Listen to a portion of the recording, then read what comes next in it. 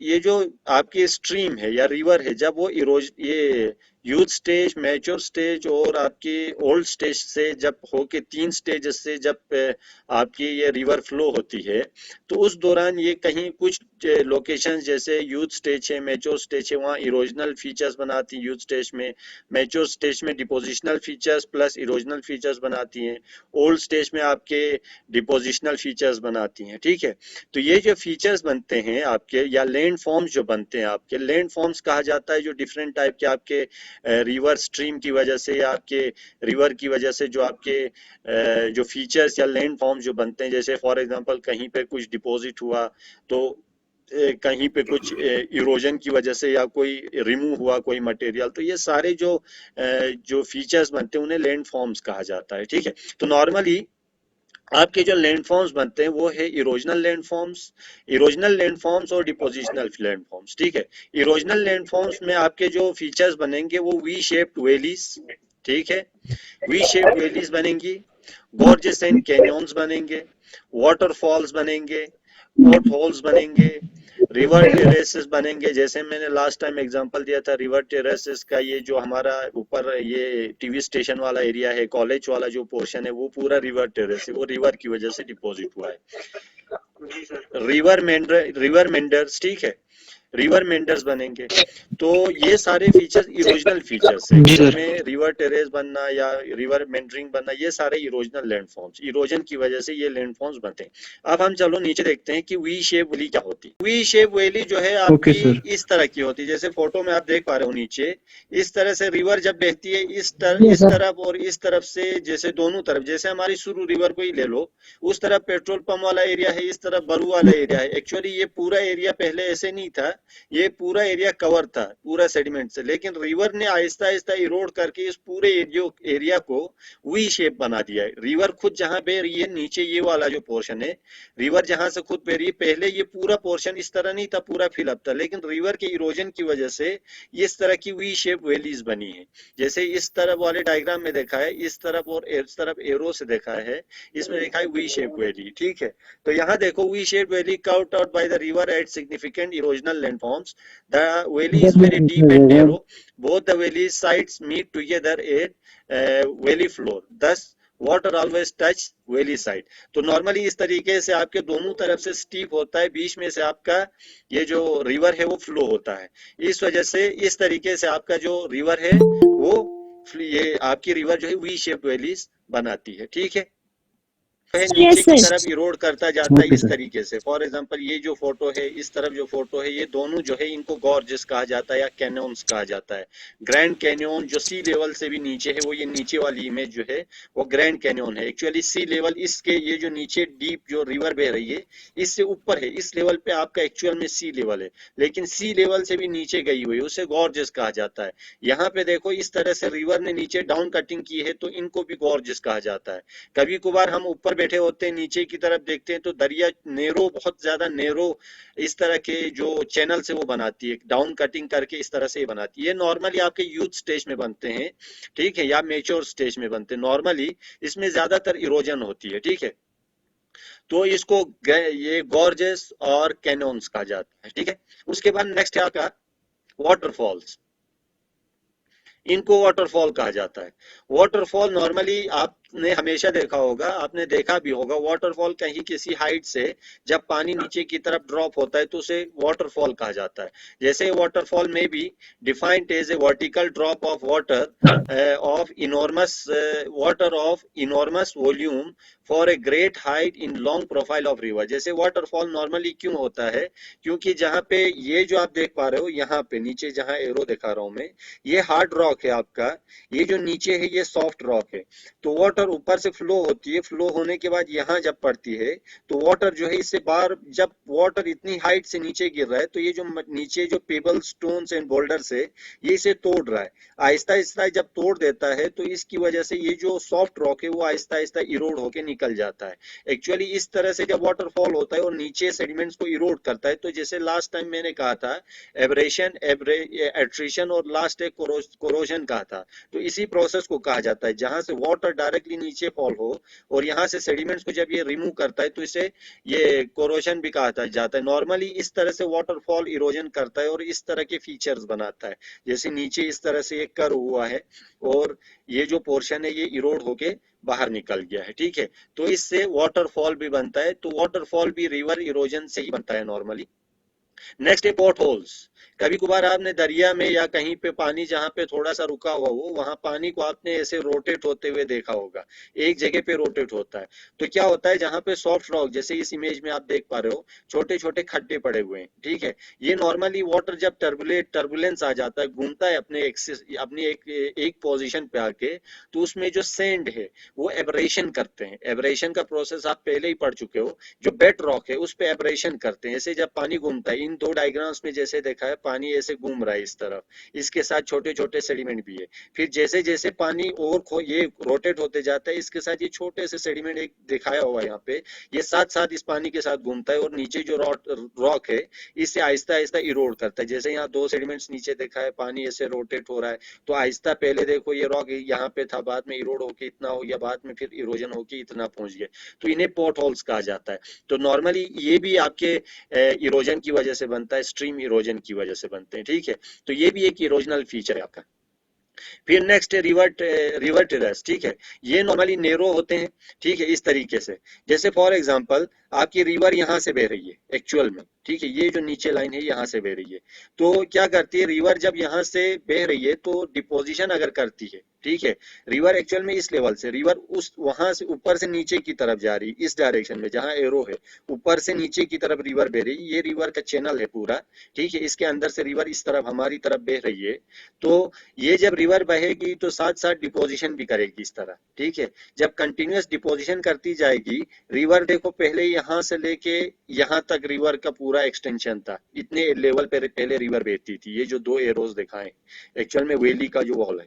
बाद में रिवर और डिपोजिशन करती जाएगी, पानी का फ्लो, पानी वहां से कम होगा सोर्स से, तो पानी थोड़ा सा, जब पहले यहाँ से यहाँ तक था तो पानी जो है पूरा एरिया कवर कर रहा था, लेकिन बाद में पानी का एक्चुअल अमाउंट कम हुआ वहां से सोर्स से, तब पानी इस एरो पे आ गया, ये एरो और ये एरो, यहाँ टेरेस डेवलप्ड ऑन ओरिजिनल।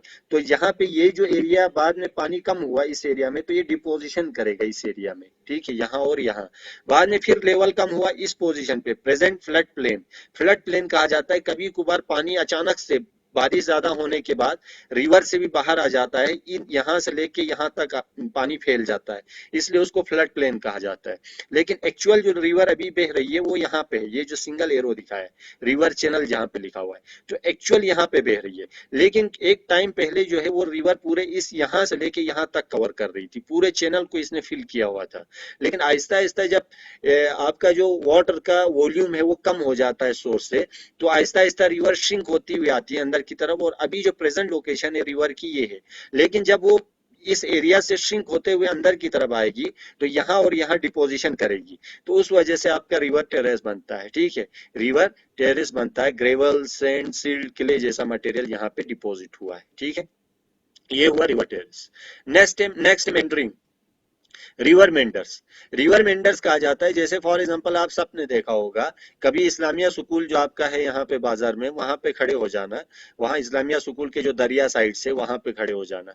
आप देखते हो कि रिवर ऊपर से आ रही है, यहाँ से आ रही है, आने के बाद रिवर से एकदम टर्न ले लेती है, टर्न लेने के बाद यहाँ से इस तरफ टर्न लेके निकल जाती है, फिर इस तरफ टर्न ले लेती है।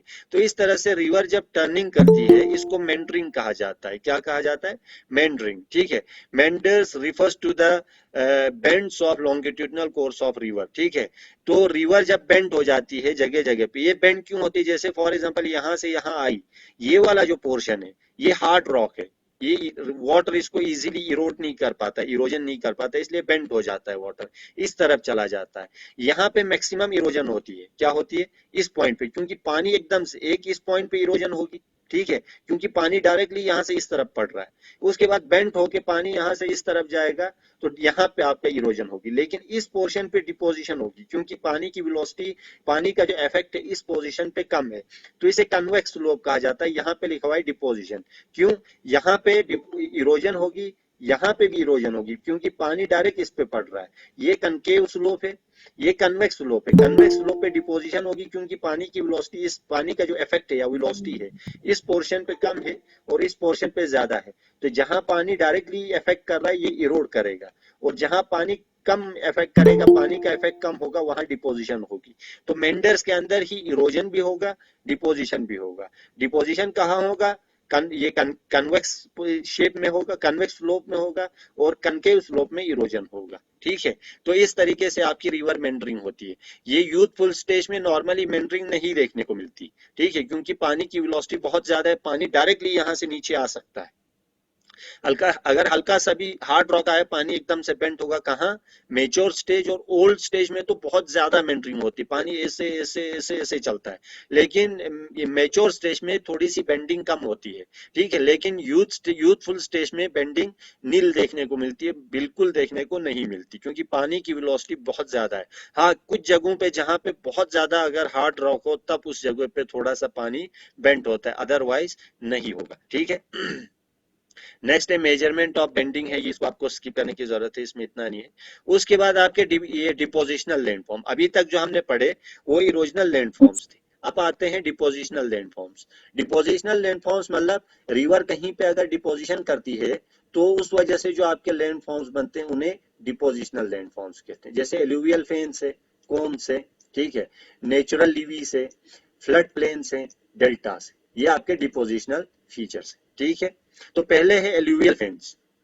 जैसे कभी इस तरह का आपने ये देखा होगा, कहीं कभी कभार इस तरह का देखा होगा, जैसे कहीं से कंटिन्यूअस पानी आता है या फ्लो होता है फ्लड टाइप का, तो नीचे जो पोर्शन है ये पूरा पानी इस तरह से जो इरोड हुआ है जो सॉइल है वो यहाँ नीचे आके डिपॉजिट हो जाता है।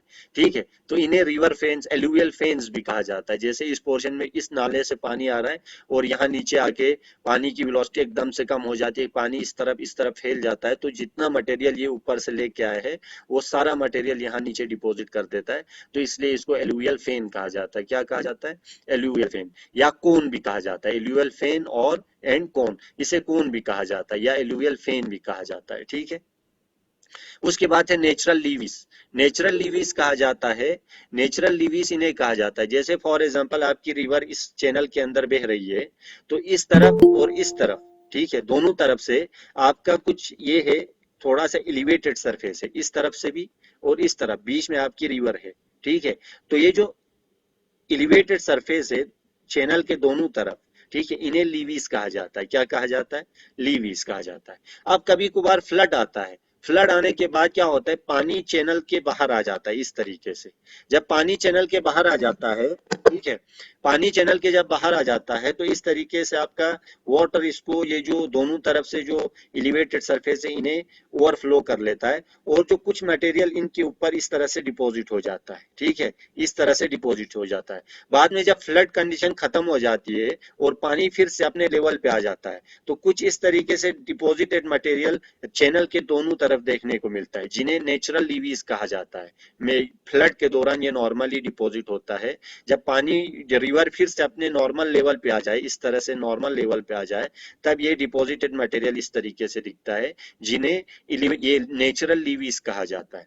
और स्ट्रीम इरोजन में या स्ट्रीम डिपोजिशन में, ठीक है, स्ट्रीम जो लैंड फॉर्म्स बनते हैं स्ट्रीम की वजह से, चाहे इरोजनल लैंड फॉर्म से चाहे डिपोजिशनल, नॉर्मली डिपोजिशनल जो लैंड फॉर्म है उसमें सबसे लीवीज जो है सबसे ज्यादा हाईएस्ट, जिसकी हाइट सबसे ज्यादा होती है, ऐसे लैंड फॉर्म्स माने जाते हैं। ठीक है, एलिवेटेड लैंड फॉर्म्स माने जाते हैं। तो इन्हें कहा जाता है नेचुरल लीवीज, जो नॉर्मली फ्लड के दौरान बनते हैं, चैनल के दोनों तरफ से ये जो सेडिमेंट से वो डिपॉजिट हो जाते हैं और वो थोड़ा सा एलिवेटेड सरफेस बनाते हैं, उन्हें नेचुरल लीवीज कहा जाता है। ठीक है, उसके बाद आपका है फ्लड प्लेन। ठीक है, फ्लड प्लेन, इन्हें कहा जाता है फ्लड प्लेन। हमने देखा अभी नेचुरल लीवीज ये है, यस देखो सर। लीवीज चैनल को दोनों तरफ से कुछ एलिवेटेड सरफेस होते हैं, इन्हें नेचुरल लीवीज कहा जाता है। इस तरफ और इस तरफ जो प्लेन है, प्लेन जो एरिया है, कभी कभार फ्लड आने की वजह से लीवीज को ओवरफ्लो कर जाता है, पानी ओवरफ्लो करके इस तरफ और इस तरफ आ जाता है, तो इसे इसीलिए फ्लड प्लेन कहा जाता है, क्योंकि फ्लड के टाइम पे ही रिवर जो चैनल है उसका पानी लीवीज को ओवरकम कर, लीवीज को ओवरफ्लो करके इन फ्लड प्लेन्स में आ जाता है, जिसकी वजह से इन्हें फ्लड प्लेन्स कहा जाता है। देखो, an area of flat land near river that is often flooded when river become too full. जब पानी रिवर के अंदर बहुत ज्यादा भर जाता है तो इन नेचुरल लीवीज को ओवरफ्लो करके इन प्लेन्स के अंदर आ जाता है, इसीलिए इन्हें फ्लड प्लेन्स कहा जाता है। ठीक है, तो फ्लड प्लेन्स में जब फ्लड कंडीशन में पानी यहाँ आ जाता है तो यहाँ पे भी बहुत ज्यादा डिपोजिशन देखने को मिलती है, मैक्सिमम सेडिमेंट यहाँ पे आके डिपॉजिट हो जाते हैं। ठीक है, उसके बाद लास्ट वन है डेल्टास। ठीक है, डेल्टास कहा जाता है, फॉर एग्जांपल इस डायग्राम में भी देखो आप और इस डायग्राम में देखो, ये जो रिवर है अल्टीमेटली ये जो पानी है आपका ये ओशियन का पानी या सी है आपकी। ठीक है, अल्टीमेटली रिवर जो है अल्टीमेटली आपके ओशियन या सी में मर्ज हो जाती है। ठीक है, तो यहाँ से जो मटेरियल ये जो रिवर आ रही है अपने साथ जितना भी मटेरियल लेके आती है, आपका जो यूथ स्टेज से जाके ओल्ड स्टेज में जाते जाते रिवर की जो वेलोसिटी है बहुत कम हो जाती है और ओल्ड स्टेज में मैक्सिमम आपकी डिपोजिशन हो जाती है। तो ये जो ओल्ड स्टेज में जो रिवर आपके ओशियन के आसपास पहुंचा है, वहां बिल्कुल माउथ पे, माउथ मतलब ये हुआ जहां पे रिवर ओशियन में इंटर होती है, इसको माउथ कहा जाता है, रिवर माउथ कहा जाता है। ठीक है, तो यहाँ पे आपका मैक्सिमम डिपोजिशन देखने को मिलता है, इन्हें डेल्टास कहा जाता है। क्या कहा जाता है? डेल्टा। जैसे इस वाले डायग्राम में आप देख सकते हो कि यहाँ से रिवर जो ये जो है आपकी मेडिटेरियन सी है, ये वाला जो पोर्शन, यहाँ से रिवर फ्लो होके आ रही है, पूरी रिवर फैली हुई है, इस तरफ भी मेडिटेरियन सी के अंदर इंटर कर रही है। और आप देख पा रहे हो ये जो ट्राइंगुलर टाइप, ये जो ट्राइंगुलर टाइप इस तरह से अगर देखोगे, ये ट्राइंगुलर यहाँ से और यहाँ से ये ट्राइंगुलर टाइप दिख रहा है। ट्राइंगुलर टाइप का एक वो डिपॉजिटेड मटेरियल का ही बनता है जिन्हें डेल्टास कहा जाता है। क्या कहा जाता है? डेल्टास। और याद रखना ये नॉर्मली माउथ, रिवर माउथ पे बनता है, जहां पे रिवर आपके ओशियन या सी में इंटर कर रही हो वहां पे बनता है, क्योंकि वहां पानी की वेलोसिटी मिनिमम पे आ जाती है और आपका मैक्सिमम डिपोजिशन देखने को मिलता है, जिसकी वजह से आपके डेल्टास बनते हैं। ठीक है, अब यहाँ पे डेल्टा फॉर्मेशन की कंडीशंस दी गई हैं, ये सारी चीजें आप अगर देखना चाहते हो ये आप पढ़ सकते हो बाद में। ठीक है, डेल्टा जो बनने की जो कंडीशन है उसमें पानी वेलोसिटी बहुत कम होनी चाहिए, मैक्सिमम साइज ऑफ से मीडियम से साइज जो सेडिमेंट्स होने चाहिए, लॉन्ग कोर्स ऑफ रिवर, ये सारी चीजें, और acceleration of river, accelerated of rate of erosion in catchment area, ये सारी चीजें, मतलब वहाँ मैक्सिमम सेडिमेंट अवेलेबल होने चाहिए। ठीक है, ये सारी डेल्टास की टाइप्स